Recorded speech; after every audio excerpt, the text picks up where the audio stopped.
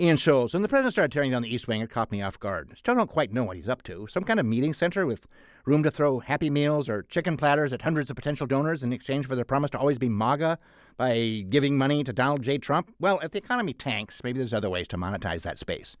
Junior colleges have multi-purpose rooms that function as a lecture hall, a gym, a basketball court. Maybe put a pool under the floor. Maybe build a sphere like the one they have in Las Vegas, only a little smaller, and sign U2 to be the house band.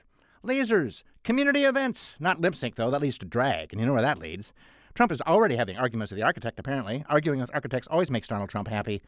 In the meantime, he's been putting gold leaf and sconces and whatnot all around the Oval Office. Looks like Home Depot, in my opinion, which would be okay if President Trump seemed like a DIY kind of guy. Tape measure on his belt, a Dremel tool, carpenter's pants. Does that sound like Trump? It's always something with that guy, though.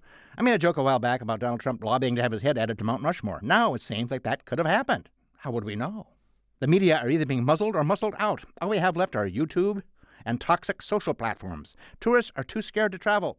There's an extra head on a Mount Rushmore, and ICE agents are everywhere. Stay home. The news is out there, but it's muffled, like a crazy person screaming in another room. It's all potentially alarming, but how would we know? Besides, it's only alarming to residents of Greenland, Canada, and is it called the Gulf of Mexico or not? Were they sailors in the Caribbean or drug dealers? Or maybe they were pirates? If yes, why blow them up? Just reboot the series with Keanu taking the place of Johnny Depp. But wait, that would make Donald Trump mad, too. If there's a reboot, give it to Kevin Sorbo. Or wait, the guy that played Jesus? Jim Caviezel? Kirk Cameron. Everybody's a bit long in the tooth now, except for Timothy Chalamet, but we're getting tired of that guy. I know showbiz is on Trump's mind because he gave a reboot to the Kennedy Center and also took over duties as MC for the Kennedy Center Tribute to the Stars evening. That's what made me think Trump has finally done it. Not only is he on Mount Rushmore, but he bought the whole mountain sculpture and put it up on stilts. Why? I don't know. He got mad at South Dakota, the way he does. Maybe because Kristi Noem turned out to be kind of embarrassing for Homeland Security, so Trump has been told. So South Dakota's got to go down.